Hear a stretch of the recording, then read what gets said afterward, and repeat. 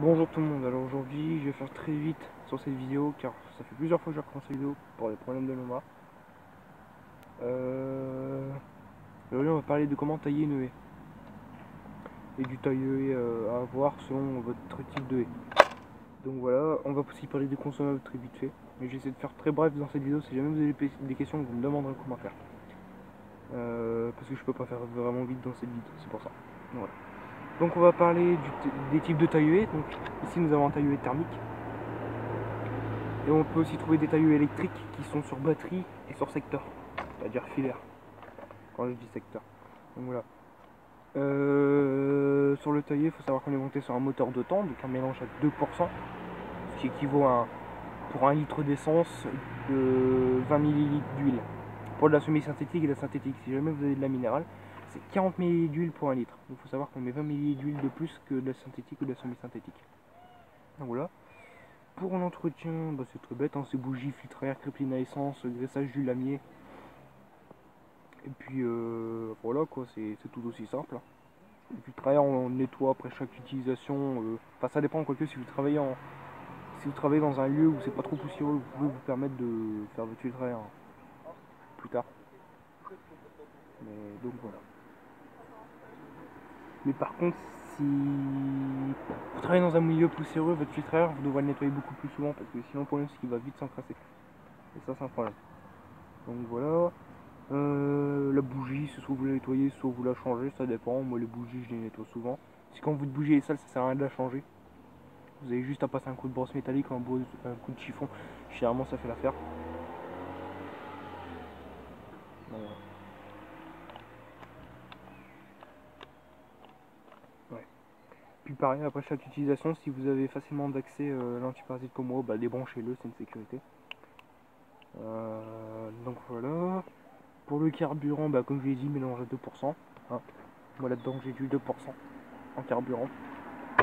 Comme huile, je l'ai déjà montré, mais j'utilise la Style HP Super de chez Style qui est de la semi-synthétique et non de la synthétique comme ils disent sur la boîte. Parce qu'ils se sont trompés, c'est la HP Ultra qui est en synthétique. Enfin qui est pure synthétique, celle-là c'est de la synthétique. Semi-synthétique. Donc voilà. Il faut savoir que la semi-synthétique c'est un mélange de minéral et un mélange de synthétique. C'est un mélange de types en fait. Donc voilà. Donc pour l'entretien c'est bon. Pour le démarrage du tailleur, je vais vite fait vous faire une démonstration. Donc je vais brancher mon antiparasite. Je le mets sur on. J'appuie 5 fois sur la barre d'amorçage. Je mets le starter et je tire.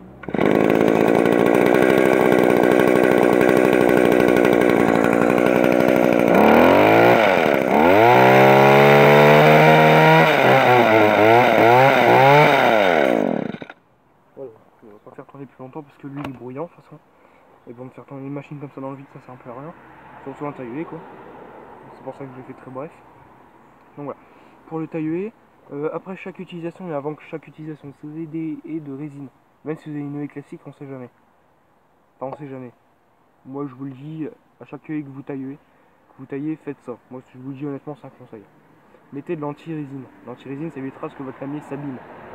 C'est-à-dire que moi, je mets ça avant et après utilisation.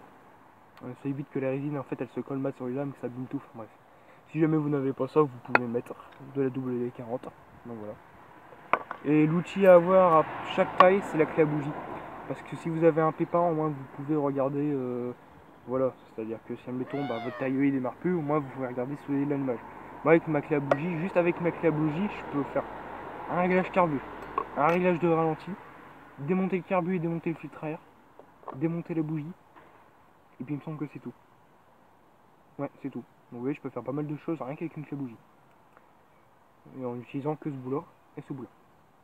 Donc voilà, donc pour le réglage carbu, bon, j'ai déjà fait des vidéos là-dessus.